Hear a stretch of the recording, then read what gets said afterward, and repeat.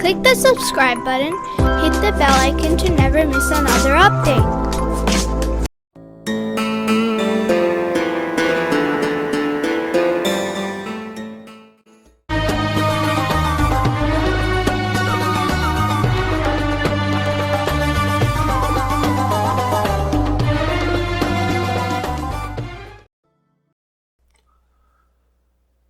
Al-Hussein ibn Sina, Part 5. Ibn Sina could never have enough of seeking knowledge, and he started authoring books in all branches of science at an early age, which increased his fame and brought him high prestige. Until Prince Shams al-Dawla assigned him as his minister. This decision had its downsides on the retinue. I don't trust this man, police chief. We share the same opinion, Commander-in-Chief. The likes of this new minister may take all the attention of the prince, and thus he would give us less attention. This isn't my only concern. The likes of this scientist claim to be wise. He may convince the prince with the futility of war and invasion. If the war wasn't for a noble cause, what are you saying? Is it possible for the prince to be convinced by words like this? What's worse, he may even invite him to pacifism, and to treat the citizens kindly. Can you imagine what your position would be when this happened? That's impossible. My men treat people roughly to keep the country safe. We don't care if some people were oppressed, as long as we keep the country secure. That's why it won't hurt to increase the number of the wronged by 1. In return of keeping the security. Do you mean? Yes. That's a prudent decision. The soldiers who were worried about their personal interest schemed against Ibn Sina. And he was arrested. He was framed. They informed against him to Prince Shams al-Dawla, and they demanded to have him arrested. But the prince was sure of his innocence. And at the same time, he wanted to avoid a conflict with the soldiers in his circle.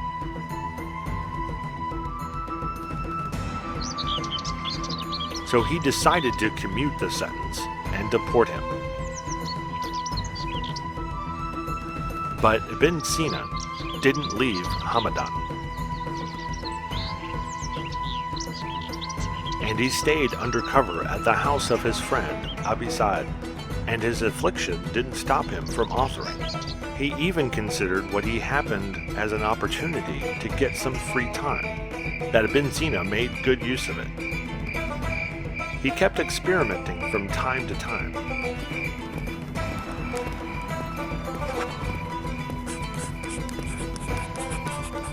What are you doing, Ibn Sina? I'm following the movement of the stars. I've some notes that I want to write down.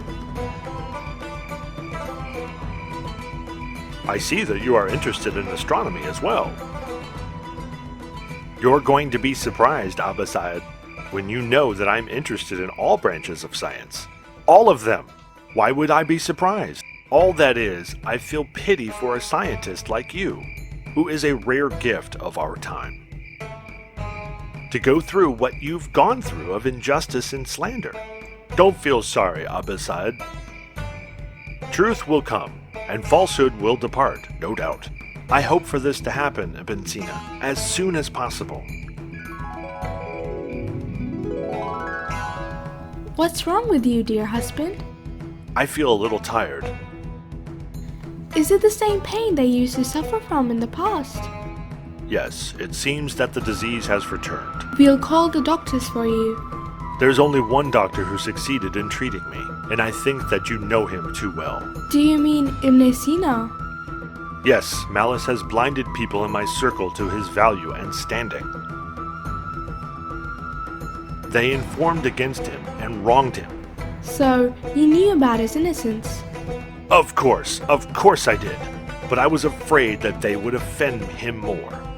if I showed them that I don't believe lies that were reported to me about him. I did that for his own good.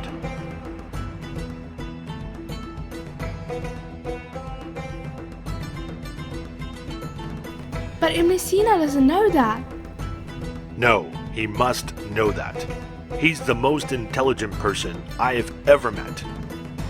Have you forgotten that he was my minister? I hope so, dear husband, as this man has done you many favors as a doctor and a minister. I must make a decision now. I'll command them to bring Ibn Sina to treat me, and he'll be reassigned to the ministry. How would you find him now? You've exiled him. Ibn Sina is still in Hamadan. He hadn't left it. What? Are you sure? Yes, he's living undercover at his friend's house. I've been provided with this information, but I didn't let anyone know it, out of my concern about his safety. But the time has come to return the man's dignity and rights to him. You are skillful indeed, and you deserve any apology that can be made. There is no need for you to apologize, Prince, as I completely understand why you did what you did. In the end, you didn't imprison me. I would never do that. I'm soon going with the army to fight a new battle. Can you accompany us, Minister? Your Majesty, you know my opinion about battles that you fight for the purpose of expanding your territory. Yes, I know. You are against it. And I think that it's dangerous for you to travel yourself. Your condition is still unstable. I'm not worried about it. If anything happened to me, your presence makes me feel at ease, and I've always trusted you. Put your trust in Allah, Your Majesty. I'm nothing but a means, and everything happens by the will of Allah, the Almighty. Ibn Sina was right when he warned Prince Shams al-Dawla from traveling. The prince got very sick during the battle, and he didn't have enough time to return to receive treatment, as he died on his way back to Hamadan. And his son succeeded him, and he didn't listen to the retinue's advice to assign Ibn Sina to be his minister. He even accused Ibn Sina of treason. When he knew that Allah al-Dawla, the prince of Isfahan, was corresponded with him and asked him to come to Isfahan,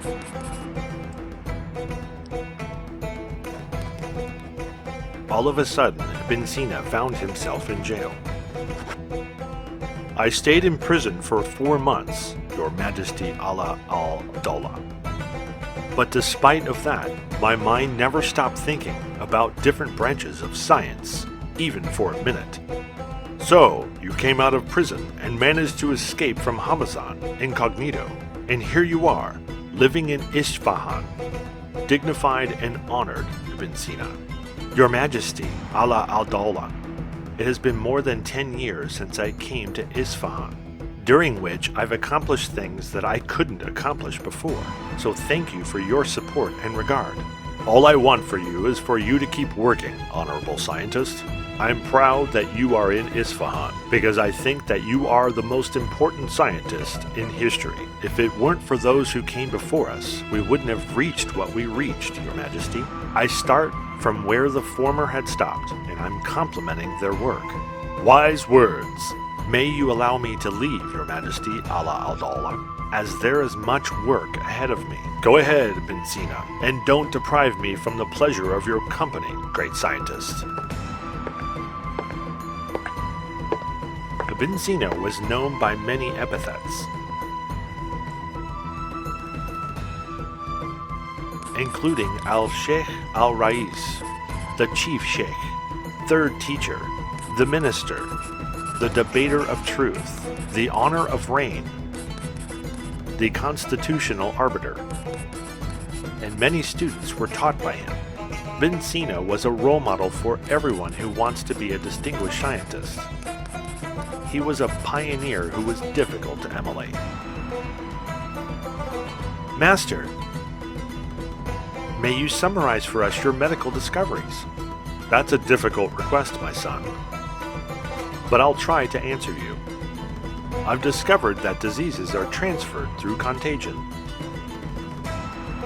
and that water and dust may transfer the disease from an infected person to a healthy person. No one knew about this before, especially tuberculosis. I've discovered and analyzed a lot of diseases and symptoms that I was the first to discover. I've also discovered some cardiotonic drugs and some anesthetics that must be given to the patients before having surgery to relieve their pain, whether it in surgical or post-surgical pain. I've found out that some diseases are caused by a psychological disturbance and not a physiological one. And I've taken a different approach in treating them. Every one of these discoveries was enough to put Ibn Sina's name among the list of the greatest scientists of time. The life of Ibn Sina wasn't over by his death in 428 AH. All what he offered to the humanity in medicine, botany, zoology, philosophy, music, mathematics, geology, astronomy, physics, chemistry, Arabic language, and psychology remained as a proof of his greatness. It immortalized his name until this day. And as long as the humanity keeps acquiring knowledge, to which Ibn Sina has devoted his life.